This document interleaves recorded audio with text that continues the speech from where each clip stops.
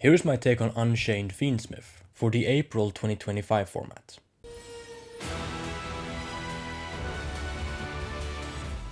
Starting off with the main deck, I have 3 copies of Aruha. Aruha can pop any card on your field to summon himself from the hand. This makes Aruha your best starter, seeing as he works with any card in your deck. Also, the restriction on Aruha locking you to fiends does not matter at all for this deck. Then I have 2 copies of the newly semi-unlimited Sharvara. After Unchained's dominance in 2023, Sharvara got limited to 1, which more or less stopped the decks in its tracks. Sharvara is the main piece to ensure you always have a flow of resources coming back every single turn. And since this is a quick effect, you can chain this card to allow removal, or effect negations like infinite impermanence to dodge them. Then I play 1 copy of Blue Dog. Unchained Soul of Sharvara, or Blue Dog as he's commonly referred to as, is one of your key pieces to ensure you stay in the game. Sharvara is a near infinite resource from the graveyard by allowing him to summon himself back by destroying a card, thus triggering your Unchained effects.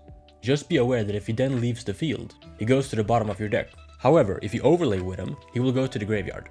So just keep that in mind.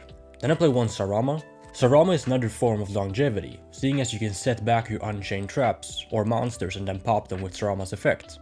It's just another way the Unchained deck can have a near infinite grind game. And for the last Unchained monster, I'll play 1 copy of Rakea. Rakea is not that good, but the fact that it's just another name is also important, which comes up in some combos where you pop your own cards to summon other Unchaineds from your deck. And then I play 3 copies of Abomination's Prison.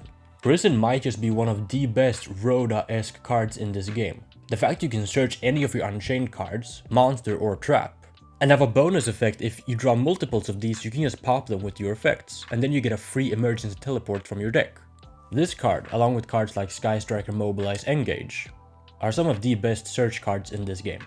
And then for the Unchained traps, I play 2 copies of Escape and 1 copy of Chamber in the main deck. I side deck the 3rd Chamber for when I go first, because I like having more names to allow my deck to be more consistent and thus allow me to play through their hand traps better. But for game 1, I think these 3 are just fine, because they're not that great to draw when you go second, unless you have a way to pop them. Then for my complementary Fiendsmith engine, I have 3 copies of Fiendsmith Engraver.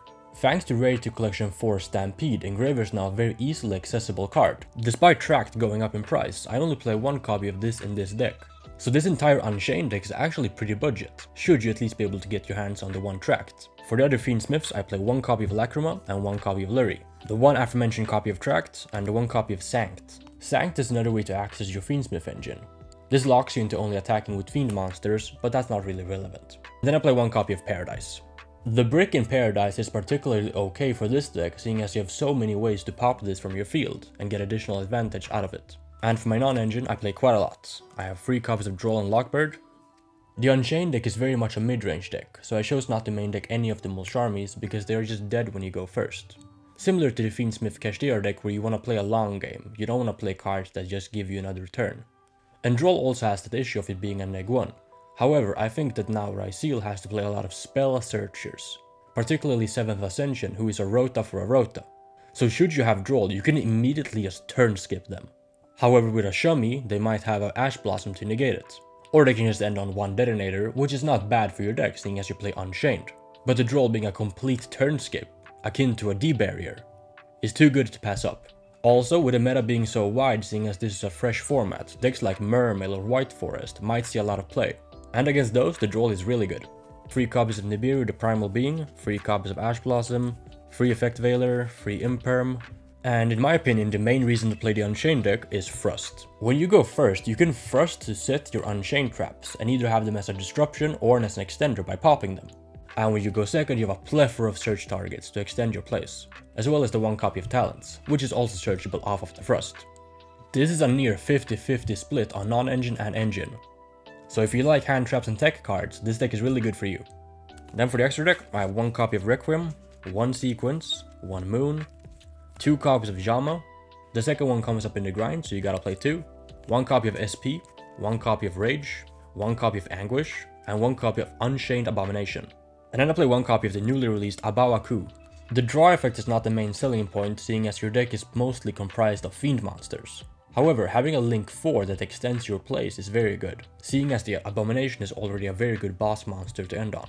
Abao gives you some other tools at your disposal.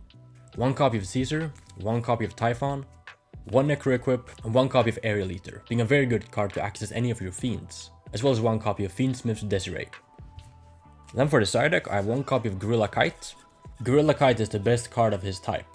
You can bring this guy back with Yama, and you don't play into cards like Infinite Impermanence, which Red Resonator can do. 3 copies of Mulcharmy Fuvalos. I still like Fuvalos a lot going second, particularly against the super heavy combo decks. But I would not side this card in against Pure Ice Seal, at least in this version of Unchained Fiendsmith.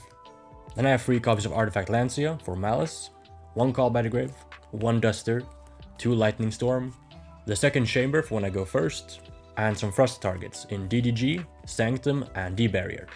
If you enjoy my content, make sure to also subscribe to my second channel, linked in the description box down below.